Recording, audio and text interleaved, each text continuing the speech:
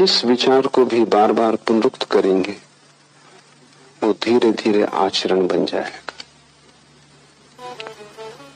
जिस विचार को बार बार दोहराएंगे जीवन में वो प्रकट होना शुरू हो जाए। जो भी आप हैं वो अनंत बार कुछ विचारों के दोहराए जाने का परिणाम। सम्मोहन पर बड़ी खोजें हुई। आधुनिक मनोविज्ञान ने सम्मोहन के बड़े गहरे तलों को खोजा है। सम्मोहन की प्रक्रिया का गहरा सूत्र एक ही है कि जिस विचार को भी वस्तु में रूपांतरित करना हो उसे जितनी बार हो सके दोहराओ। दोहराने से उसकी लीक बन जाती। लीक बनने से मन का वही मार्ग हो जाता है। जैसे नदी बह जाती है, अगर एक गड्ढा खोदकर राह बना दी जाए नहर बन जाती। वैसे ही अगर मन में एक लीक बन जाए किसी भी विचार की तो वो विचार परिणाम में आना शुरू हो जाता। फ्रांस में एक बहुत बड़ा मनोवैज्ञानिक हुआ एमाइल कुए। उसने लाखों लोगों को केवल मंत्र के द्वारा ठीक किया। लाखों मरीज सारी दुनिया से कुएं के पास पहुंचते थे और उसका इलाज बड़ा छोटा था। वो सिर्फ मरीज को कहता था तुम यही दोहराए चले जाओ कि तुम बीमार नहीं हो, स्वस्थ हो रहे हो। रात सोते समय दोहराओ, सुबह उठते समय दोहराओ, दिन में जब स्मृति आ जाए तब दोहराओ। बस एक विचार को दोहराते रहो कि मैं स्वस्थ हूं, मैं स्वस्थ हूं, मैं निरंतर स्वस्थ हो रहा हूं। चमत्कार मालूम होता है कि कठिन से कठिन रोग के मरीज सिर्फ इस पुनरुक्ति से ठीक हुए। कुएं के पास सारी दुनिया से लोग पहुंचने लगे। लेकिन बात तो बहुत छोटी है। साधारणता भी जब आप ठीक होते हैं बीमारी से तो मनोवैज्ञानिक कहते हैं उसमें दवा का काम तो 10% होता है, 90% तो पुनरुक्ति का काम होता है। दवा को दिन में 4 बार लेते, 8 बार लेते। जब भी दवा को लेते हैं तभी मन में ये भाव आता है अब मैं ठीक हो जाऊंगा, ठीक दवा मिल गई। होम्योपैथी की गोलियों में कुछ भी नहीं,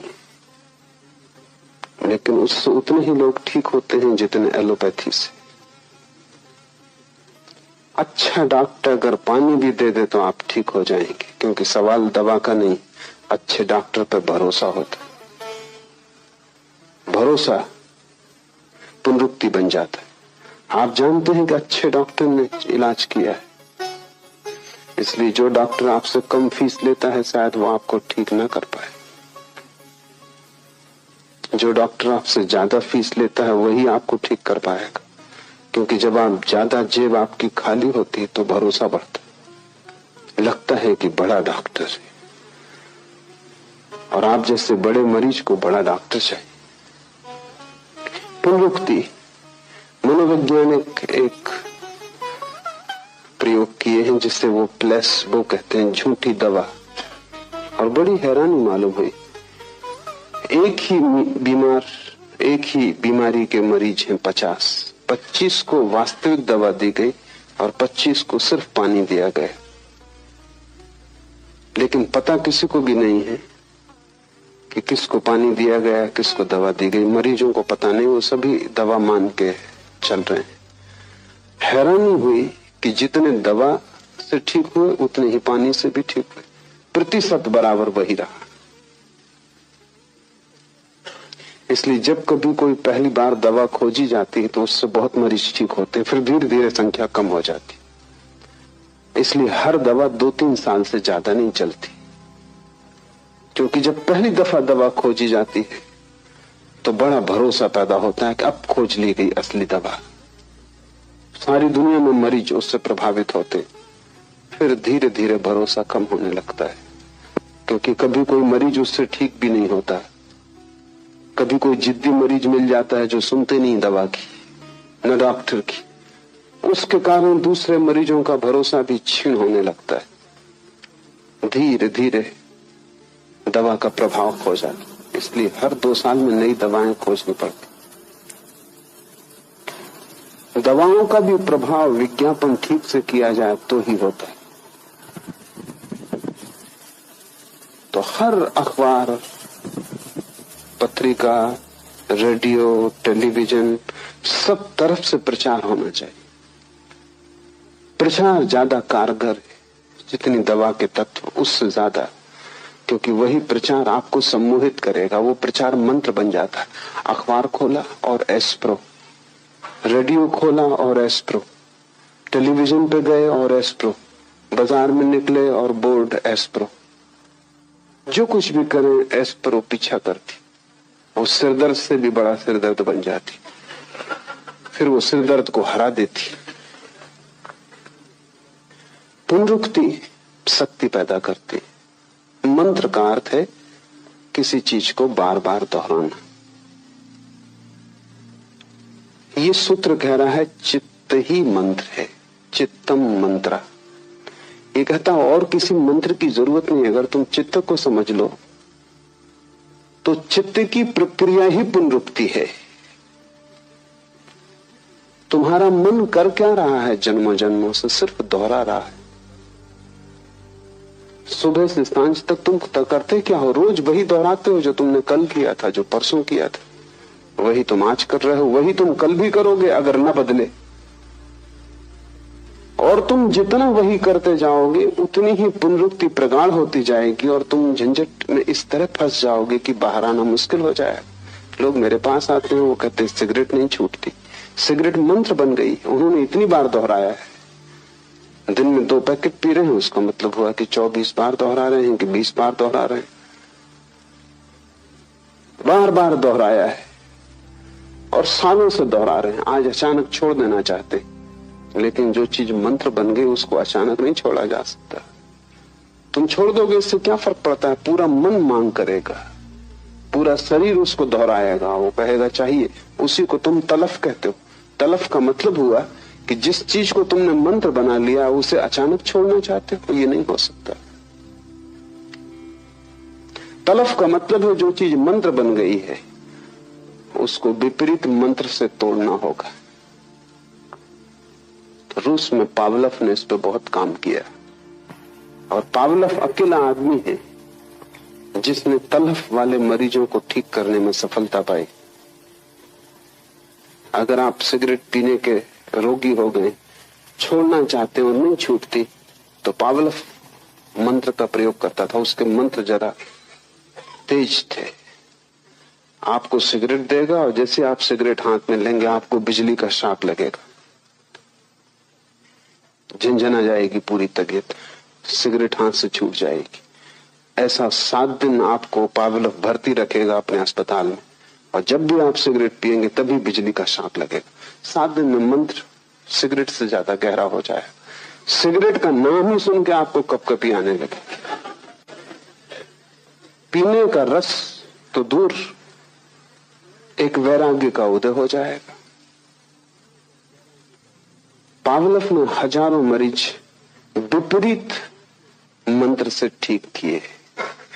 और पावलव कहता है कि जो लोग भी आदतों से ग्रस्त हो गए हैं, जब तक उनको विपरीत आदतें न दी जाएं जो पहली आदत से ज्यादा मजबूत हो, तब तक कोई छुटकारा नहीं। तुम्हारा जीवन जैसा भी है तुम्हारे मन का ही परिणाम है। और तुम दोहराए चले जाते हो। तुम क्रोध से बाहर भी होना चाहते हो, लेकिन तुम रोज क्रोध को दोहराए चले जाते हो। जितना दोहराते हो उतना मजबूत हो रहा है। कितनी बार तुम कस्में खाते हो कि अब नहीं करूंगा, और कस्में टूट जाती हैं, और क्रोध फिर करते हो, उपद्रव और भी बढ़ गया। इससे तो बेहतर था कसम तुमने न खाई होती, क्योंकि अब ये दोहरा मंत्र हो गया। अब तुम जानते हो कि क्रोध कसम से ज्यादा बड़ा है और ज्यादा ताकतवर है। कस्मों का कोई मूल्य नहीं है। तुम कितना ही व्रत लो, तुम्हारे व्रत 2 कौड़ी के हैं, क्रोध ज्यादा सबल है। ये भी सम्मोहन बैठ गया। अब तुम जब कसम भी लोगे, व्रत भी लोगे, तब भी तुम जानते हो भीतर कि ये सधने वाली नहीं। तुम भीतर दोहरा रहे हो उस समय भी कि ये होगा नहीं, मैं ले तो रहा हूं लेकिन ये होगा नहीं। भूल के भी व्रत मत लेना अगर उसे पूरा न कर सको। उससे तो बेहतर है कि तुम अपनी एक ही आदत से भरे रहना। व्रत लेके और तोड़ना बहुत महंगा धंधा है, क्योंकि तोड़ने की भी आदत बन रही है। फिर तुम जीवन में कभी भी व्रत न ले पाओगे। तथाकथित धार्मिक गुरुओं ने तुम्हें बहुत अधार्मिक बनाया है, क्योंकि वो सस्ते में व्रत दे देते। तुम मंदिर गए, तुम साधु के पास गए, मुनि के पास गए, और वो कहता है कोई व्रत लो। उसके प्रभाव में, मंदिर की शांति में और फिर अहंकार में कि जब साधु कह रहा है तो ये कहना कि मैं कोई भी व्रत न ले सकूंगा बड़ी दीनता मालूम पड़ती। तो तुम कहते हो आज से सिगरेट छोड़ देंगे। मेरे एक मित्र, उनका दिमाग जरा खराब है लेकिन आपसे बेहतर। वो एक मुनि के पास गए, जैन है, और मुनि ने कहा कि कोई व्रत लो। उन्होंने कहा अच्छी बात है, ले लिया। मुनि ने कहा क्या लिया? उन्होंने कहा आज से बीड़ी पिया करेंगे। दिमाग उनका खराब है, लेकिन व्रत का उन्होंने पालन किया है। वो तब तक बीड़ी पीते नहीं थे। और मैं आपको कहता हूं कि वो ज्यादा फायदे में रहे बजाय उस आदमी के जिसने नियम लिया कि मैं बीड़ी नहीं पीऊंगा और फिर बीड़ी पीनी शुरू कर दी। उसका व्रत भी टूट गया, उसकी आत्मग्लानि बढ़ गई। कम से कम वो सफल तो हुए। दिमाग उनका खराब हो, आपसे बेहतर। कम से कम इतना तो है कि व्रत पूरा किया है। इससे जब भी व्रत टूटता है तो आत्मग्लानि पैदा होती, अपराध पैदा होता। और जितनी आत्मग्लानि पैदा होती, अपराध पैदा होता, उतना तुम दीन होते जाते हो। और आत्मा तो उसको मिलेगी जो सम्राट है, जो दीन नहीं। तुम आत्मा से दूर हटते जाते हो। मन का स्वरूप समझो तो ये सूत्र समझ में आ जाएगा। मन की सारी कला पुनरुक्ति है। मन मंत्र है। जो जो तुमने दोहराया है वही तुम्हारी आदत बन गई है। जो जो तुम दोहराते रहोगे वही तुम्हारे जीवन में आता रहेगा। जन्मों जन्मों से तुमने एक ही बात दोहराई है तो वही बात तुम्हें बार बार उपलब्ध हो जाती, और तुम गलत को दोहराने से बनते हो। क्या करना? पहली बात, गलत को तोड़ने की जल्दी मत करना। बेहतर यह होगा कि गलत को तोड़ने की कोशिश करने के बजाय तुम सही को करने के नया मंत्र सीखना। तुम सिगरेट पीते हो, कोई हर्जा नहीं। तुम ध्यान सीखना। सिगरेट ध्यान में जरा भी बाधा नहीं। तुम ध्यान सीखना। तुम ध्यान के मंत्र को सघन करना। जिस दिन ध्यान के मंत्र में तुम सफल हो जाओगे उस दिन तुम्हें आत्मगौरव उपलब्ध होगा।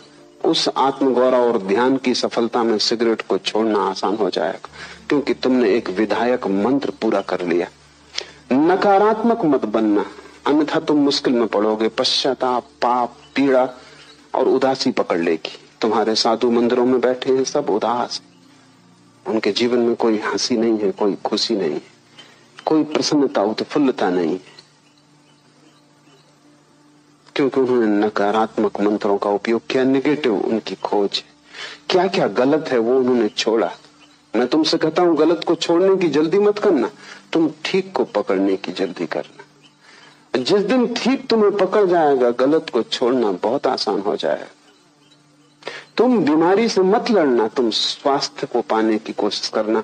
वही कुएं अपने मरीजों को कह रहा है, वो कह रहा है कि मैं स्वस्थ हो रहा हूं। तुम यही भाव दोहराओ। उल्टा विपरीत भी तुम कर सकते हो। तुम्हारे सिर में दर्द है, तुम ये भी कह सकते हो कि नहीं मुझे सिर दर्द नहीं। लेकिन जितनी बार तुम ये कहोगे उतने बाहरी सिर दर्द शब्द को भी तुम दोहरा रहे हो। और जितनी बार तुम कहोगे कि सिर दर्द नहीं है, अगर सिर दर्द है तो तुम्हारे कहने से क्या होगा? भीतर तो तुम जानते हो तुम्हारा कहना झूठ है। ऊपर तुम कितना ही कहो कि सिर दर्द नहीं, लेकिन सिर दर्द हो रहा है। भीतर तो तुम यही कहोगे कि हो रहा है। ये कुएं कहता है तो दोहरा रहे, लेकिन सिर दर्द हो रहा है। कुएं के कहने से तुम्हारा सिर दर्द नहीं मिटेगा। तुम्हारा सिर दर्द तो तुम्हारी भीतरी प्रक्रिया से ही मिटेगा। नकारात्मक शब्द पकड़ना ही मत। इसलिए मैं कहता हूं संसार को छोड़ने की कोशिश मत करना, परमात्मा को पाने की कोशिश करना। इसलिए मैं कहता हूं त्याग की दिशा में मत जाना, परम भोग की खोज करना। क्या गलत है उस पर आंख मत गड़ाना, क्योंकि गलत को छोड़ने के लिए भी तो गलत को देखना पड़ता है बार बार, और जितना तुम देखते हो उतना ही मंत्र दोहराया जा रहा है। और जिस चीज को भी तुम देखते रहते हो उससे तुम सम्मोहित हो जाते हो। गलत को देखने अगर तुम लग गए तो तुम गलत पर ध्यान कर रहे हो। महावीर ने ध्यान के 4 रूप कहे, 2 गलत 2 सही। दुनिया में किसी भी आदमी ने गलत को ध्यान नहीं कहा है, महावीर ने कहा है। मनोवैज्ञानिक उनसे राजी होंगे। उन्होंने कहा गलत ध्यान भी ध्यान तो है ही, जिससे क्रोध ही ध्यान मग्न हो जाता है, क्योंकि क्रोध में सारी दुनिया मिट जाती, क्रोध में चित्त एकाग्र हो जाता है, इसलिए क्रोध में बड़ी शक्ति आ जाती। तुमने कभी ख्याल किया, क्रोधी आदमी अपने से दुगने ताकतवर आदमी को उठा के फेंक देगा क्रोध में। होश में होता, क्रोध में होता तो 25 दफा सोचता है कि इस आदमी से झंझट लेनी कि नहीं, दुगना ताकतवर। क्रोध में आदमी बड़ी से बड़ी चट्टान सरका देता है, होश में सोच भी नहीं सकता। क्रोध में आदमी कुछ भी कर लेता, क्रोध में सारी शक्ति जग जाती। क्या होता है, बढ़ती हुई शक्ति जो सब तरफ जा रही थी एकाग्र हो जाती। जैसे किरणें सूरज की इकट्ठी हो जाएं तो आग पैदा हो जाती, ऐसा क्रोध में चित्त इकट्ठा हो जाता है, आग पैदा हो जाती। महावीर ने उसको भी ध्यान कहा है। महावीर ने कहा आर्त और रौद्र 2 गलत ध्यान है। दुख में भी आदमी ध्यान मग्न हो जाता है। कोई मर गया तब तुम रोते हो, चीखते हो, चिल्लाते हो, बस एक पर ही ध्यान अटक जाता है। गलत ध्यान से बचना, और तुम सभी गलत ध्यान में लगे हो। तुम्हारे जीवन की तकलीफ ही यही है, मूल पीड़ा और बीमारी यहां है कि तुमने अपनी आंखें गलत पर जमा ली हैं। क्या क्या गलत है उसे छोड़ना, और तुम सोच रहे हो कि छोड़ने के लिए ही तुम ये कर रहे हो। इस ध्यान के कारण ही तुम नहीं छोड़ पा रहे हो। मैं तुमसे कहता हूं संसार की फिक्र ही छोड़ दो, तुम परमात्मा पर ध्यान लगाओ। तुम क्रोधी हो, सारी दुनिया क्रोधी है, क्रोध पर आंखें मत गड़ाओ, करुणा पर आंखें गड़ाओ। तुम जो सही है उसको ध्यान में लाओ, और जैसे जैसे सही में शक्ति बढ़ेगी गलत से शक्ति विसर्जित हो जाएगी, क्योंकि शक्ति तो एक ही है, तुम सब तरफ नहीं लगा सकते।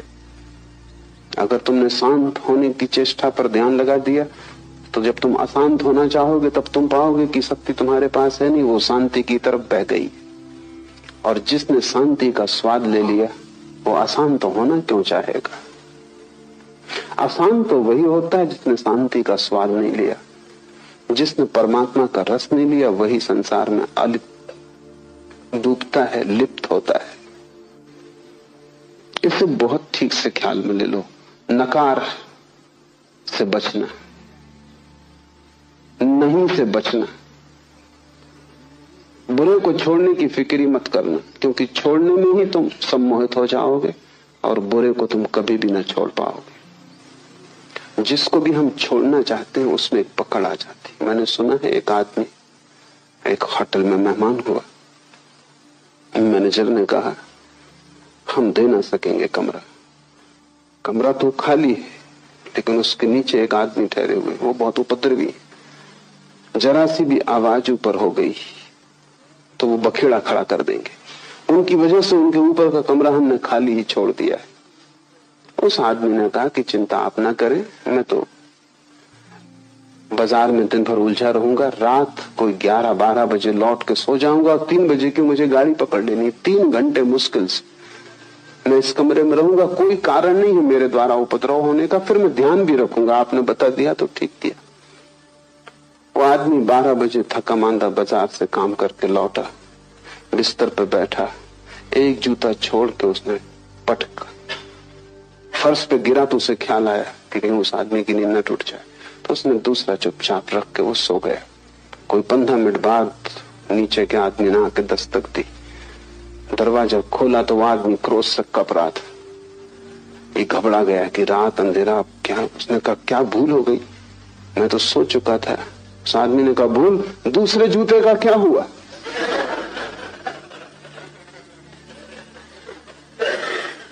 पहला गिरा, मैंने कहा आ गए। फिर दूसरे का क्या हुआ? मैं सो ही नहीं पा रहा हूं, वो दूसरा जूता तो सिर पर लटका हुआ है।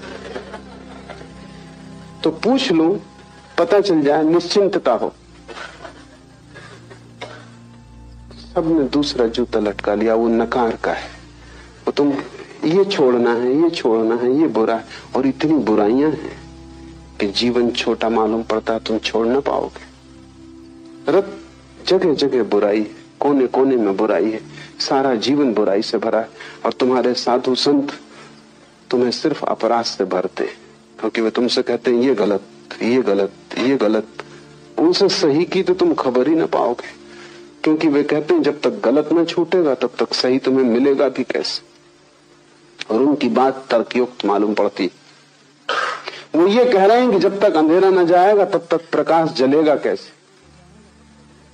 और मैं तुमसे कहता हूं कि अगर तुमने उनकी बात सुन ली तो कितनी ही तर्कयुक्त मालूम होती, तुम भटक जाओगे जन्मों जन्मों तक। उन्हीं की बात से तुम भटके हुए हो। तुम्हें शैतानों ने नहीं भटकाया है, तुम्हारे तथाकथित संतों ने भटकाया है। क्योंकि बात तर्कयुक्त लगती, जब तक गलत ना छूटेगा ठीक कैसे मिलेगा। लेकिन कभी तुमने कोशिश की है अंधेरे को हटाने की?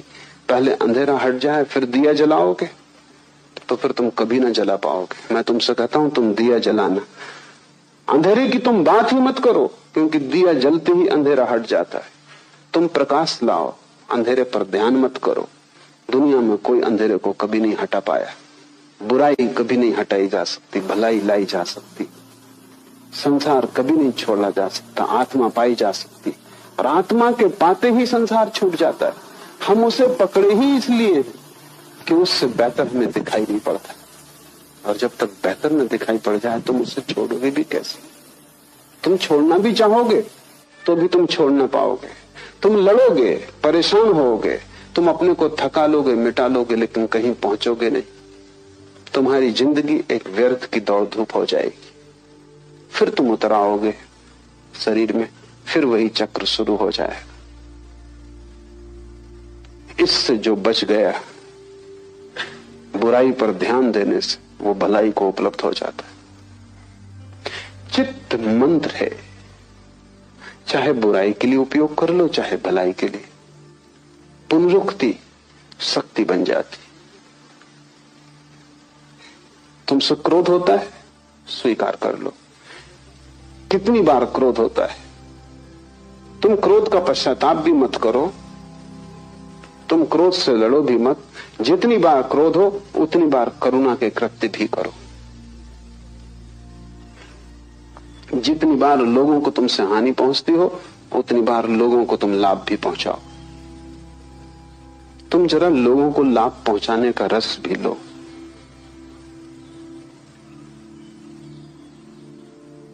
बुराई के लिए अपने को दंड मत दो, भलाई का पुरस्कार भोगो।